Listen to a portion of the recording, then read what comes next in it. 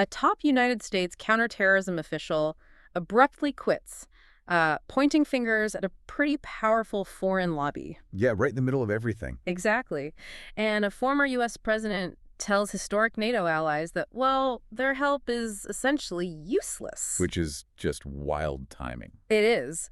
And meanwhile, a massive military strike sets off this terrifying chain reaction of economic warfare across the entire Middle East. Right, and global markets are just holding their breath. Yeah, they really are. And while all that's happening, politicians and pundits are literally screaming at each other on live television. So, welcome to the deep dive. We really have a tremendous amount of ground to cover today. I mean, the situation we're analyzing is unfolding literally as we speak. It's moving so fast. It is. It's volatile, and the shock waves are fracturing political parties, testing century-old alliances, and quite frankly, holding the global economy hostage. Yeah, that's not an exaggeration at all.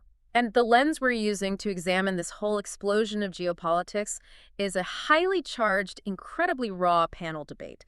Right, the one that recently aired on a YouTube broadcast of Piers Morgan Uncensored. Exactly. And just to set the baseline for you, the listener, the catalyst for this televised debate is the massive combined United States and Israeli military strike on Iran.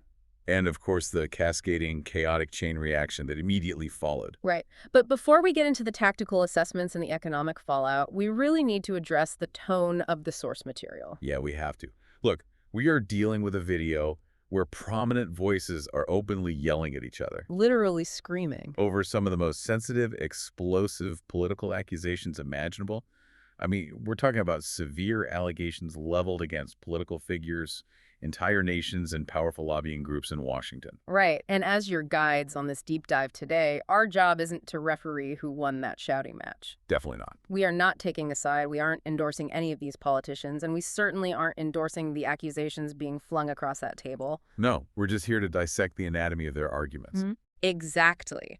We want to extract the core geopolitical, military, and human elements so you can understand the full spectrum of what is actually driving this conflict. We are looking beneath the noise. Right. And to do that, you can't just look at the military strikes in a vacuum.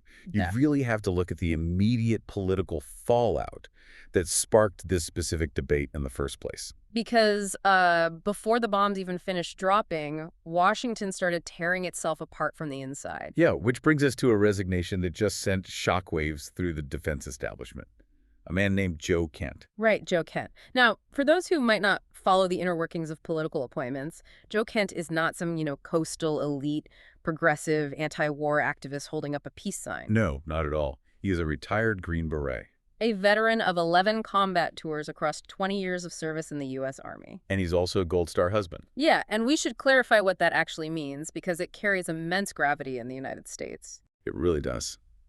Being a Gold Star husband means his wife, Shannon Kent, who was a highly decorated Navy cryptologic technician, was killed in action. Right. She died in a suicide bombing in Syria in 2019. So when Joe Kent speaks about the cost of war in the Middle East, he is speaking from a place of profound, devastating personal sacrifice. He knows exactly what the sharp end of the spear looks like. Exactly. And this highly decorated veteran was actually appointed by Donald Trump to be a top counterterrorism official. Right, so you have a man with impeccable conservative military credentials. But when the U.S. and Israel launched this massive strike on Iran, Kent didn't fall in line. He dramatically resigned. And his statement was basically a political hand grenade. Oh, totally. He said, and I quote, "I cannot in good conscience support the ongoing war in Iran.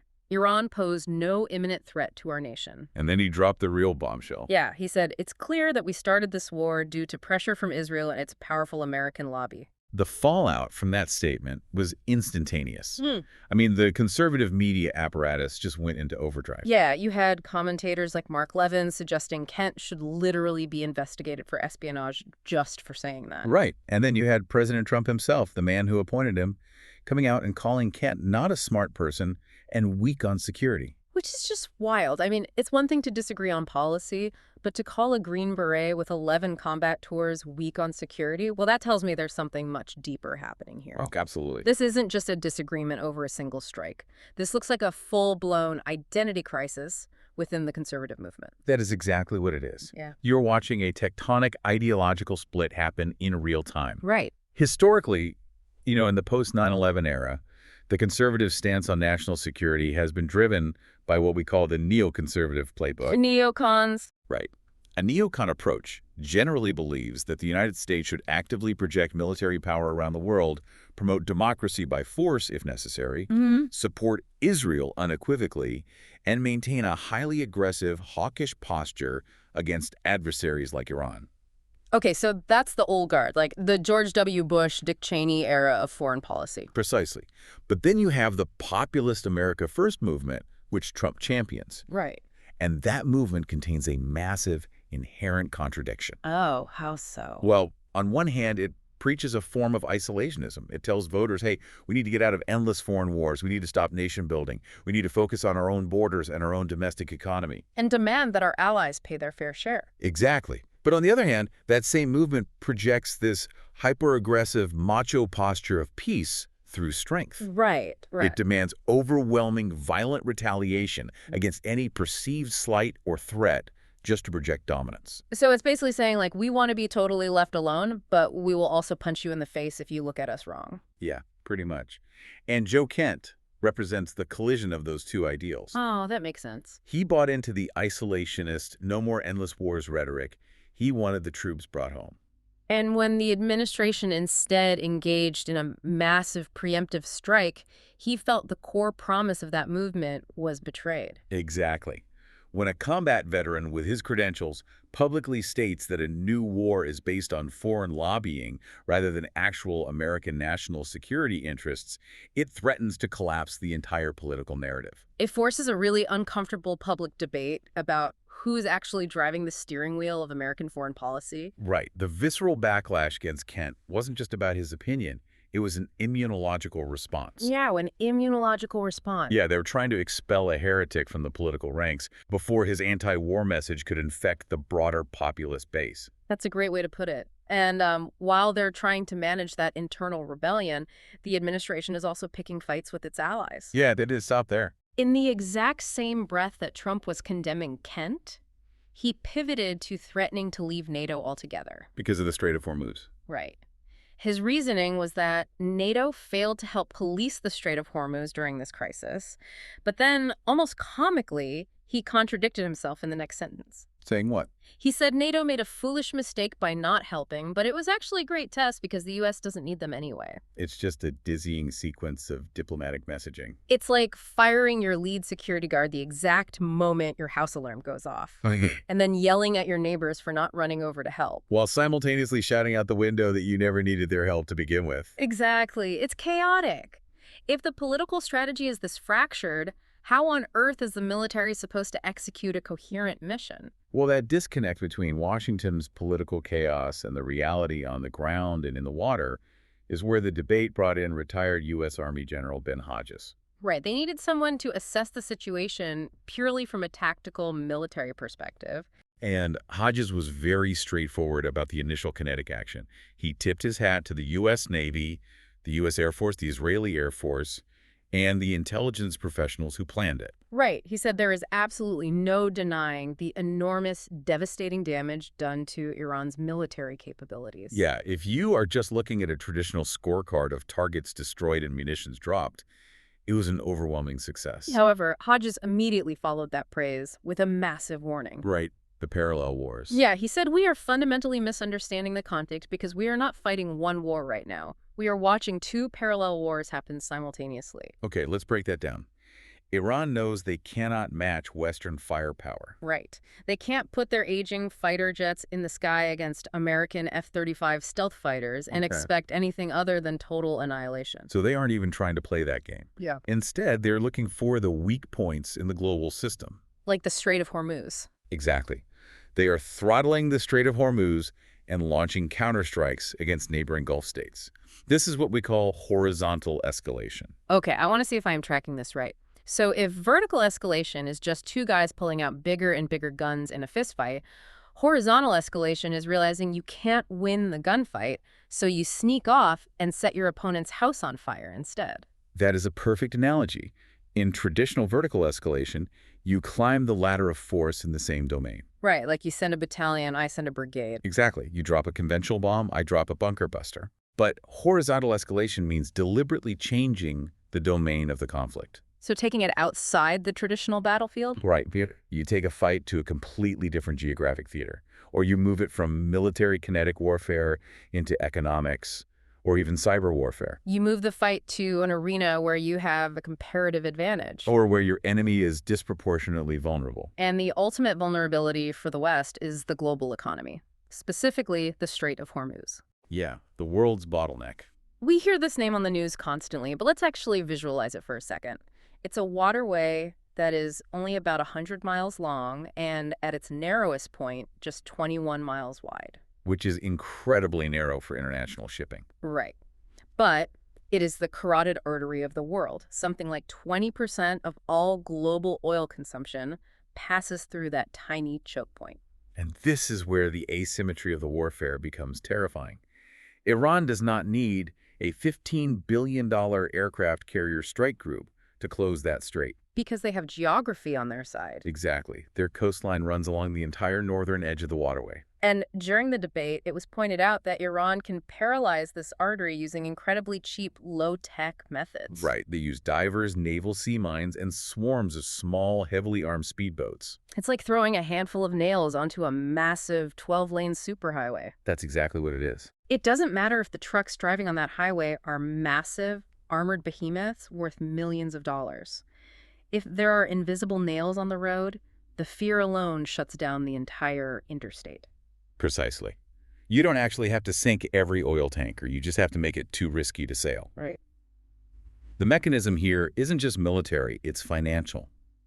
The moment a sea mine is spotted, or a small speedboat fires a rocket at a hull, Lloyd's of London and the massive global maritime insurance syndicates instantly skyrocket their premium rates. Just to enter the Gulf. Exactly. Oh, wow. So it's the insurance actuaries sitting in London who actually shut down the strait, not just the Iranian military. That is exactly how it works. When the insurance rates become too expensive, the shipping companies simply refuse to send their tankers into the strait. The flow of oil stops. Global supply drops instantly. The price of a barrel of oil spikes. And then freight costs for everything from food to electronics go through the roof. Inflation surges, and suddenly, a localized military strike in the Middle East has triggered a massive recession in the United States and Europe. That is how a cheap sea mine defeats a billion-dollar stealth bomber in the geopolitical arena. It really is. And this terrifying economic vulnerability leads directly to General Hodge's deepest concern, which is mission creep. Right, because the military was sent in to do one job, but because of this horizontal escalation, the goalposts keep moving. Hodges actually tracked the rhetoric from the administration. First, the public was told the strike was about preventing Iran from getting a nuclear weapon. Okay. Then, the messaging morphed into talks about regime change. Right. A few days later, it was about protecting Iranian protesters on the streets. And now, suddenly, military command is saying the objective is to deter Iranians from disrupting the oil flow through the strait. Which, as Hodges pointed out, wasn't even on the radar as a stated objective 19 days prior. What? This is the definition of a strategic quagmire. If you don't have a massive conflict over the Strait of Hormuz, and if the U.S. Navy got too close in those confined waters, the simulation often resulted in the loss of large U.S. naval ships. Yes, it's a known, documented risk. So if the Pentagon's own computers and strategists have known for years that attacking Iran guarantees an asymmetrical attack on the global oil supply, why are politicians going on TV claiming they never expected these counterattacks on the Gulf states? Well, it comes down to a fundamental disconnect between intelligence gathering and political messaging. Okay, how so? When you see this kind of strategic shock from an administration, it usually stems from one of two things. What's the first? The first possibility is a genuine hubristic failure of imagination at the executive level. Like they just didn't believe the simulations. Right. This is deeply rooted in the concept of American exceptionalism. The belief that U.S. military force is so overwhelmingly terrifying that the enemy will simply be paralyzed by shock and awe and won't dare to strike back. So they just ignore the war games because they think, well, we're America, they wouldn't dare. Exactly. But the second, more cynical possibility is that the administration absolutely did know the strait would be closed. But they hid it. The political calculus required them to downplay the risks, to sell the initial strike to the American public. Oh, that makes a dark kind of sense. Yeah. Because if a president stands at a podium and says, hey, we are going to launch a preemptive strike to eliminate a potential nuclear threat, but the guaranteed cost will be the total closure of the global oil supply chain, skyrocketing gas prices, and drone attacks on our allies. Public would never support it. Never. Exactly. So, by playing ignorant when the predictable blowback occurs, politicians can frame the enemy's asymmetrical response as an unprecedented, unpredictable act of desperate terrorism. Rather than the fully anticipated, inevitable consequence of their own strategic choice. Precisely. Which brings us to the absolute boiling point of this entire deep dive, because if the tactical reality on the ground is this complex military victory wrapped in a terrifying economic quagmire, how are the political commentators on this panel spinning it? Oh, this is where the debate devolved into a fiery, screaming, utterly polarized clash. Right, over the actual motivation and the definition of success for these strikes. We truly saw two completely irreconcilable definitions of reality clash on screen. Let's start with the right-wing Republican defense side, which was represented by Ben Ferguson. And Ferguson was immovable. His take was that the strikes are an insanely successful victory for national security, period. Full stop. Right.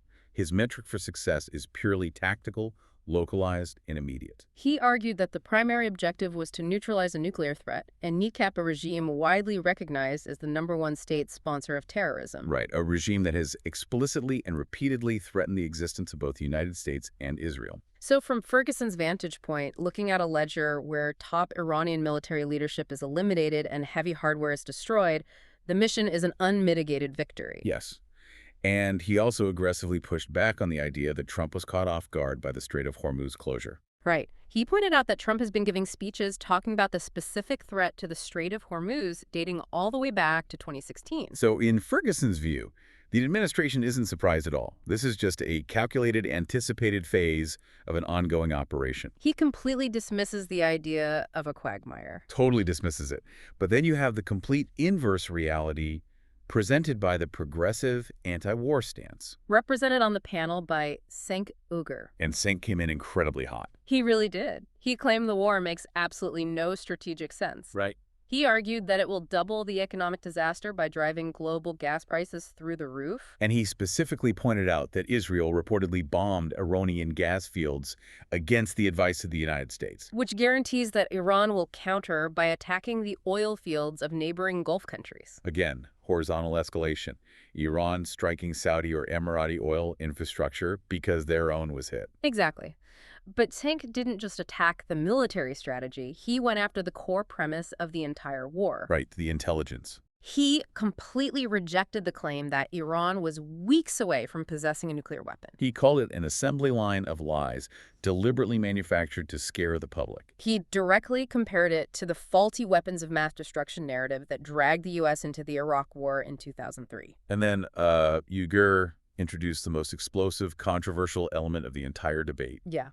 The allegations regarding the influence of the Israel lobby in Washington. This is where the panel physically broke down into shouting. It was hard to even hear what they were saying at points. It was chaos. But Cenk cited specific financial numbers. He claimed that the Adelson family, massive Republican mega donors, gave $337 million to Trump. And he also claimed that the broader pro-Israel lobbying groups had given over $100 million to Congress in this election cycle alone. Donating to, like, 94% of congressional members. Right. His core argument is that American politicians are fundamentally bought and paid for. And that they are prioritizing foreign interests over American lives and the American economy because of campaign contributions. The reaction from the rest of the panel to this accusation was visceral and immediate. There were loud accusations of anti-Semitism. They're shouting over each other, and phrases like, Israel, first son of a B word, and shut the fuck up, were literally flying across the table on a major broadcast. It was astonishing to watch. I mean, as someone trying to just figure out what is going on, how do you even begin to weigh this? It's incredibly difficult. On one hand, Cenk is claiming this is a predictable economic disaster driven by corrupt, legalized bribery. On the other hand, Ferguson is claiming this is a desperately necessary national security action to stop a terrorist state. Is there any way to reconcile these two arguments? You really can't reconcile them, because they're measuring success using two totally different yardsticks. Okay. Ferguson is looking at a security ledger. Dead terrorists, destroyed enemy bunkers, and degraded nuclear facilities equal a positive balance. Right. Uyghur is looking at a socioeconomic ledger. Global economic stability, diplomatic credibility, the avoidance of civilian casualties, and domestic gas prices are his currency. So to sink, crashing the global economy for a tactical strike is a catastrophic failure. Exactly. But to Ferguson, it is a painful but necessary cost of ultimate survival. But the heat of the debate wasn't just about the economy. It was specifically about that word, lobby. Why did that specific accusation cause the panel to completely melt down? Well, to understand the true heat of this debate, we have to look at the mechanics of campaign finance and the historical sensitivity of this specific issue. Right. In the United States, especially since the Citizens United Supreme Court ruling, political lobbying and massive campaign contributions are a legal, fundamental part of how Washington operates. Interest groups spend billions to influence policy. Exactly. You have big pharma lobbying for healthcare laws, big oil lobbying for drilling rights, big tech lobbying against regulations. And for political critics like Uyghur, pointing out campaign contributions from foreign policy lobbies like AI PAC or major megadonors is just standard systemic political analysis. Right. They argue that just as the NRA influences gun laws through donations, foreign policy lobbies influence military action. It's a critique of the American campaign finance system, arguing that money equals access, and access dictates policy. But the reaction from Ferguson wasn't, hey, that's just how the system works. It was Okay. absolute outrage. Because when you apply that critique to Israel and Jewish megadonors, Right. it touches the third rail of global politics. Exactly. Hmm. For defenders of the U.S.-Israel relationship, those arguments often cross a very dangerous line into historical tropes. Like what kind of tropes? Well, the idea that a secretive, wealthy group of Jewish individuals is using their money to manipulate global wars and control foreign governments echoes some of the darkest, most lethal anti-Semitic conspiracy theories in human history. Oh, wow. Yeah. The trope of dual loyalty, the accusation that Jewish Americans are more loyal to Israel than to the U.S., has been used to justify horrific persecution. So when Senk reads off a list of campaign donations, he thinks he's exposing a corrupt campaign finance system. Right. But Ferguson hears an invocation of a dangerous historical bigotry that questions the moral integrity of the nation's leadership. Precisely. That is why the pushback is so immediate and fierce. The debate isn't just about policy anymore. It becomes a deeply personal clash of identity politics, historical trauma, and national security. It is an incredibly difficult conversation to have objectively because the historical baggage is so heavy. Which perfectly explains the screaming match. It really does. Oh. But if we step back from the studio shouting, we have to look at the larger philosophical framing of this monumental decision. Right, because there is another way to view the administration's actions. A view that is less about who paid who for a vote and more about a massive, terrifying, almost unprecedented geopolitical gamble. This brings us to the perspective of Glenn Beck. Yeah, he offered a much more somber assessment of the situation than anyone else on the panel. He really did. Honestly, what surprised me most about Beck's take was his humility. You expect pundits to be absolutely certain of their opinions, but he flat out admitted, I don't know how this is going to work out. It could be fabulous. It could be World War III. That is a staggering admission from a major political commentator who usually traffics in absolute certainty. Right. But then he outlined what we'll call the gamble theory. Okay, let's hear it. Beck's read on the situation is deeply tied to the political calendar. He notes that Trump knows he only has a limited time left in office to execute his vision. Right. 2 years. According to Beck, Trump is looking at the Middle East and deciding he needs to fix the fundamentals permanently. The theory posits that Trump believes the only way to fulfill his America First promise, getting the United States out of the Middle East forever without the region collapsing into total chaos, is to permanently disable the region's primary destabilizing force. The Iranian regime. Exactly. Beck argues that Trump's strategy is to break the Iranian military apparatus so completely and so violently that a new security architecture can take over. He referenced the Abraham Accords. Now, just to remind everyone, the Abraham Accords were a series of treaties brokered during Trump's first term that normalized diplomatic relations between Israel and several Arab nations, like the UAE and Bahrain. Right. Historically, Arab states refused to recognize Israel. But the shared existential fear of Iran pushed them together. Exactly. So Beck is saying Trump wants to use this strike to definitively kneecap Iran so that this new Middle East Peace Council, this alliance of Israel and the Gulf states, can take over their own regional defense responsibilities. It's basically America saying, we are breaking your biggest enemy and now we're leaving. You handle it from here. Right. And Beck noted it's also a message to Europe. We're done babysitting you. We're not defending your energy supplies forever. Build your own armies. It is an incredibly high-stakes wager, because if it fails, the blowback is apocalyptic. Beck actually highlighted the massive economic risk involved, drawing a parallel to the 2008 financial crisis. Yeah, he reminded everyone that while we remember 2008 for the subprime mortgage collapse, the spark that ignited the powder keg was sustained oil prices over $130 a barrel. People forget that part. They really do. When energy costs get that high, the cost of manufacturing, shipping, and commuting explodes. The consumer is crushed, they default on their mortgages, and the house of cards falls. And he warned that the Western world, currently burdened with massive post-pandemic debt and fragile supply chains, is simply not built to survive that kind of sustained price shock if the Strait of Hormuz remains closed for an extended period. So the gamble is literally a race against the clock. Yeah. Can the U.S. military dismantle the Iranian threat fast enough to reopen the strait before the global economy completely collapses into a depression? It's like betting your entire life savings on a single hand of blackjack because you have to leave the casino in 10 minutes. I mean, is that visionary bravery or is that utterly reckless? That is the defining question of this era of foreign policy.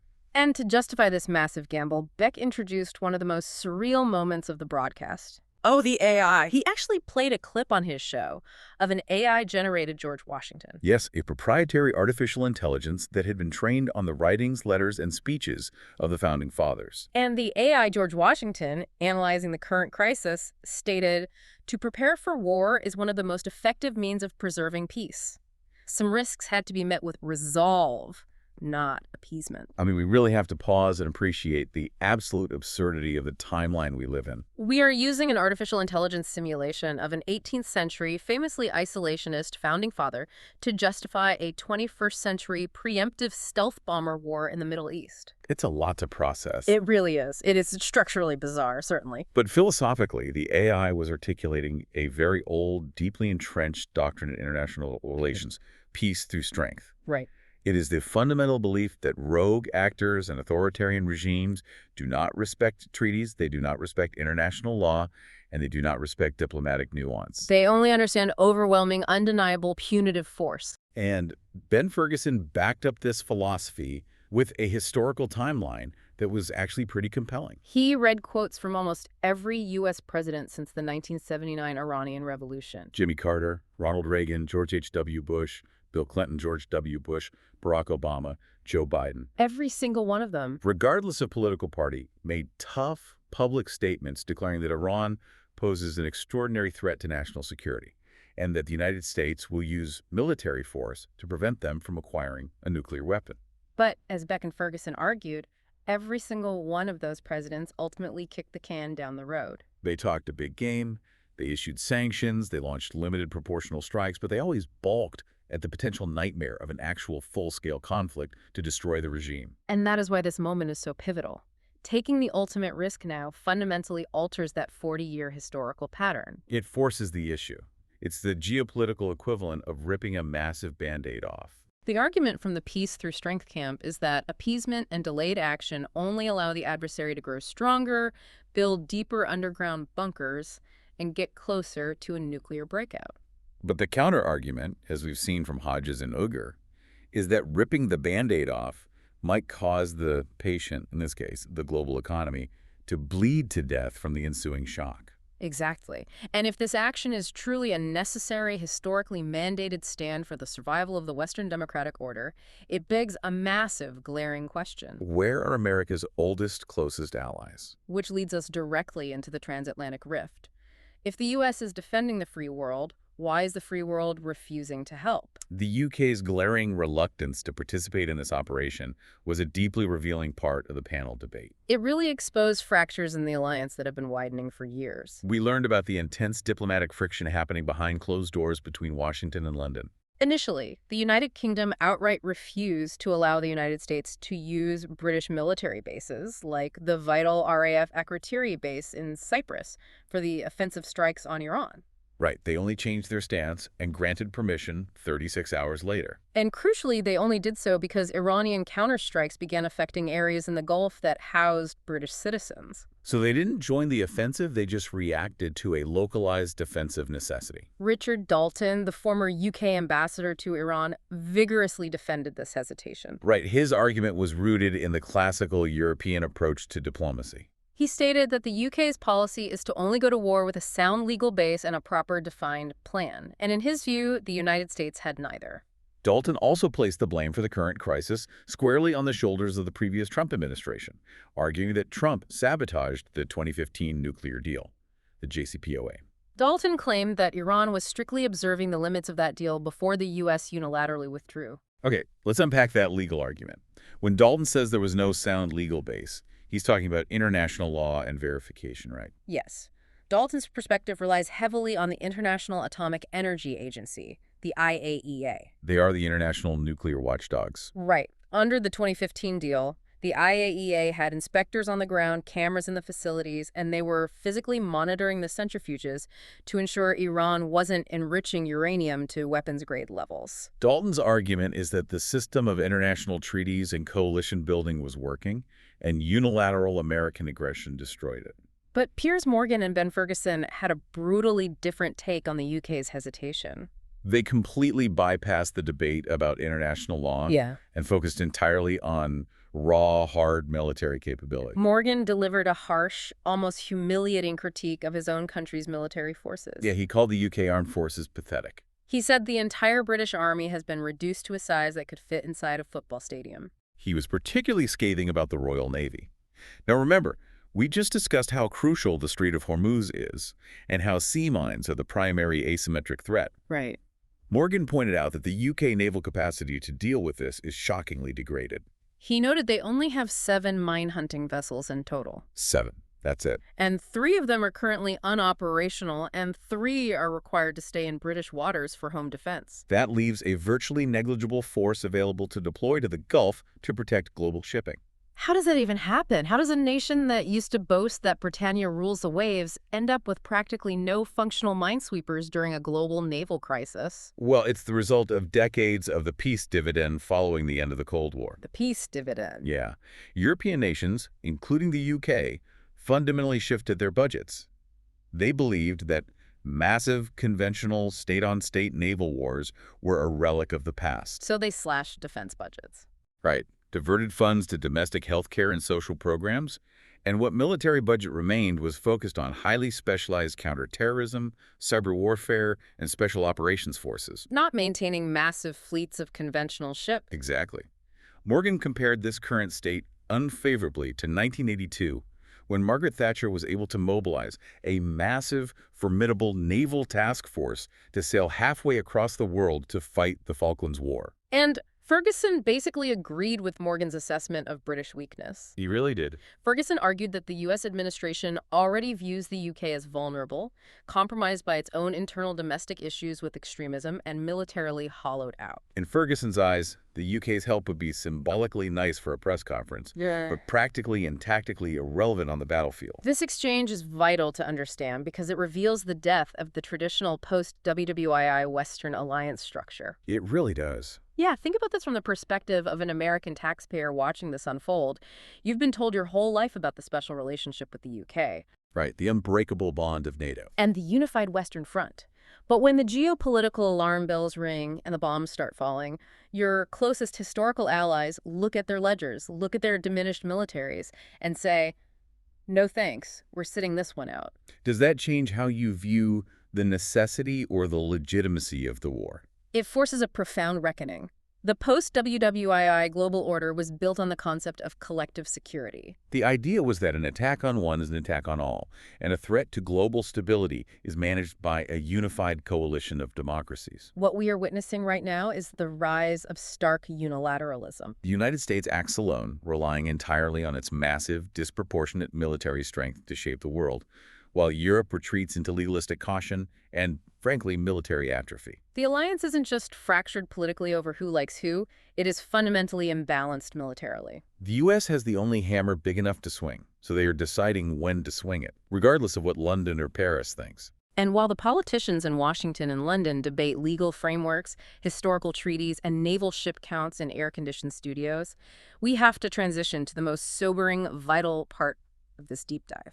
Because geopolitics, macroeconomics, and military strategy often act as a massive smokescreen that completely obscures the real, raw, bleeding human toll on the ground. We need to step out of the television studios and listen to the voices of the people who are actually living through the terror of this conflict. This brings us to the most powerful segment of the panel debate, the testimony of Iranian dissident Masih Alinejad and the horrifying story of former Iranian women's soccer player Shiva Amini. Masih Alinejad's segment was utterly heartbreaking. She highlighted a reality that gets totally lost in the Western debate over gas prices and political polling. The absolute digital blackout in Iran. As the bombs fell, the regime shut down the internet. We need to explain what that actually means. In Iran, under normal circumstances, citizens use VPNs, virtual private networks, to bypass the regime's intense censorship and access the outside world, use social media, and communicate. But the regime controls the actual physical infrastructure, the hard lines. When they feel threatened, they flip the kill switch. Which plunges the entire country into the dark ages. Families are living in total isolation. Masih herself, who is a prominent journalist and activist living in exile, spoke about the agonizing reality that she doesn't know if her family members, her friends, or her fellow activists back home are alive, injured, or dead. It is a deliberate, highly effective tactic of isolation and psychological terror. If the citizens can't communicate with each other, they can't organize protests. And if they can't upload videos to the outside world, the regime can commit atrocities in the dark without international accountability. And Masih specifically addressed a question that Western pundits keep smugly asking on television. Oh, right. Well, if the Iranian people hate the Ayatollah's regime so much, and the U.S. is currently bombing the regime's military, why aren't the people rising up in the streets right now to overthrow them? Her answer was a chilling, horrific history lesson. She detailed the profound generational trauma of past uprisings. She cited the staggering figure of 32,000 people killed in previous crackdowns over the years. She didn't just talk about arrests.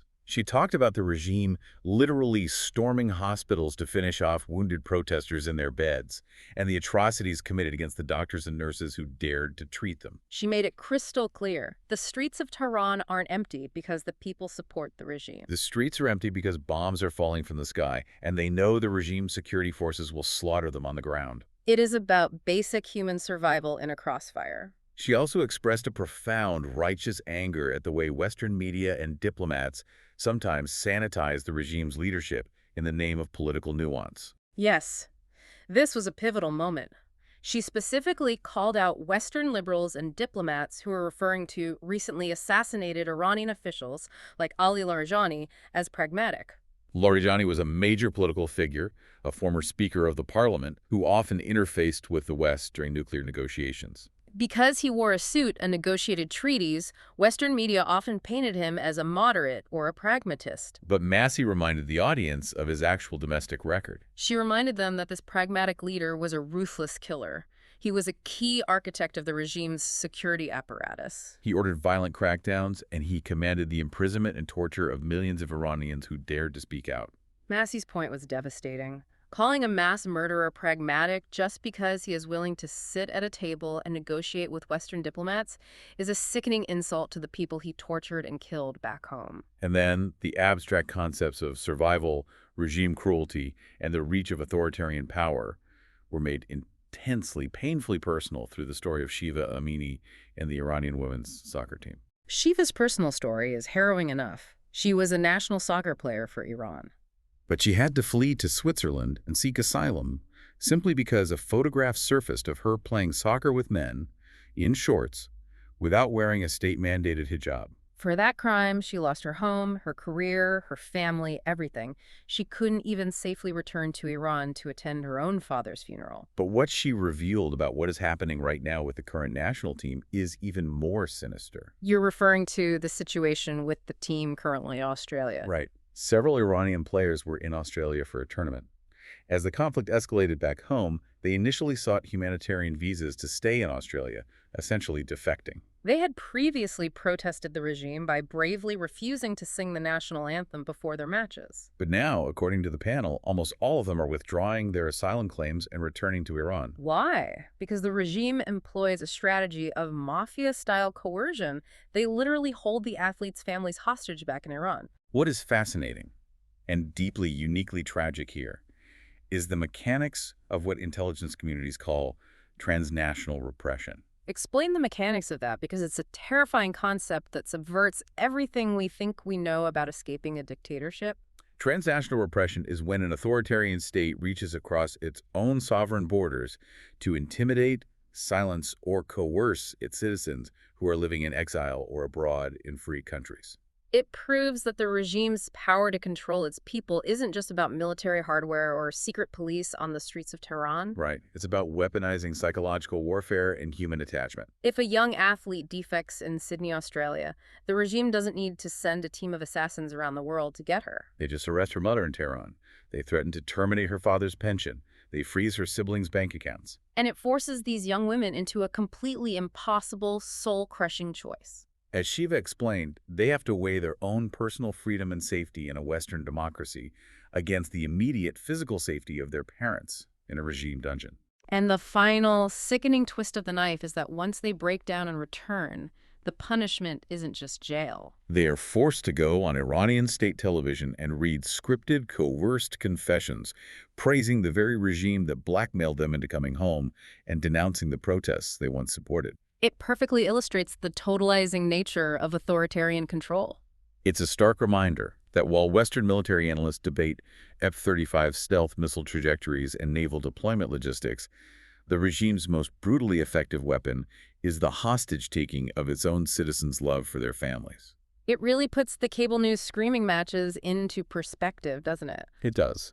While politicians in Washington point fingers over who donated to which campaign and generals look at satellite maps, young women are being blackmailed with their mothers' lives. It strips away all the geopolitical theory and leaves you with the raw ugliness of authoritarian survival. It is a stark contrast between the theoretical, privileged debates of the West and the visceral, bloody reality on the ground in the Middle East.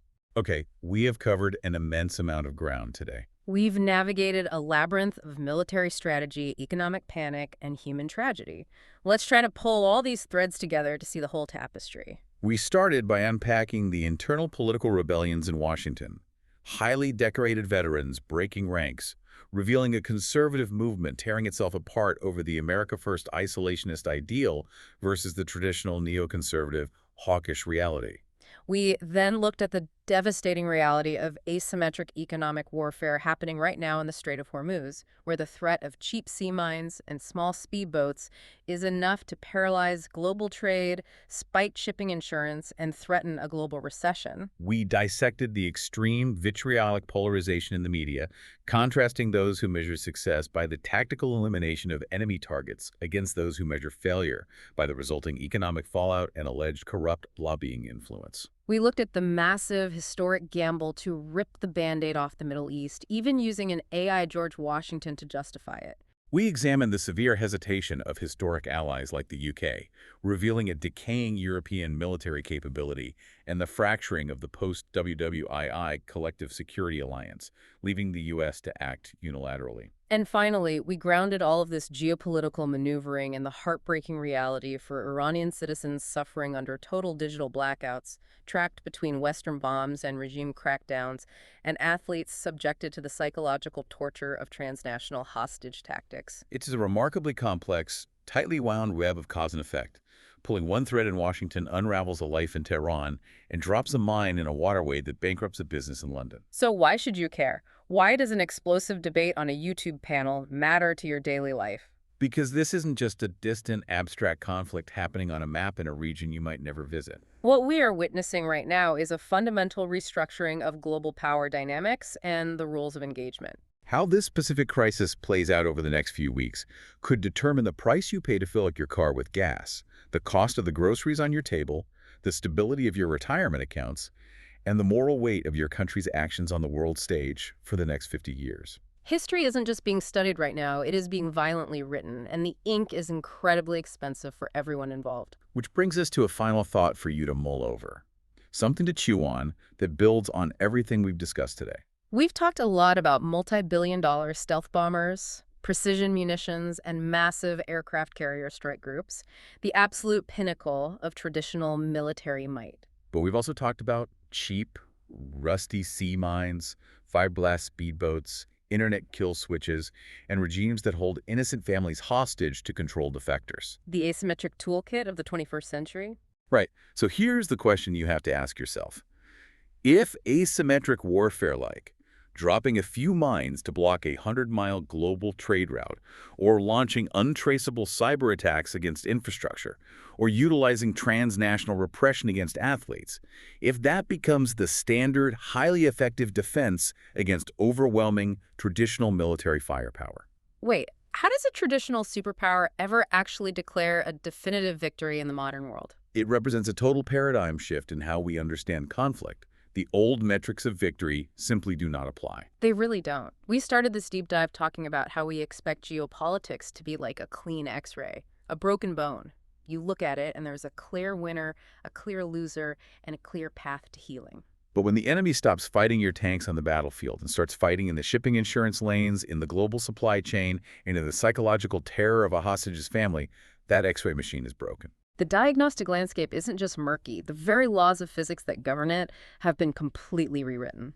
And until our leaders, our generals, and our politicians figure out how to navigate that terrifying new map, we are all going to be sailing in the dark. An uncomfortable but absolutely necessary truth to confront.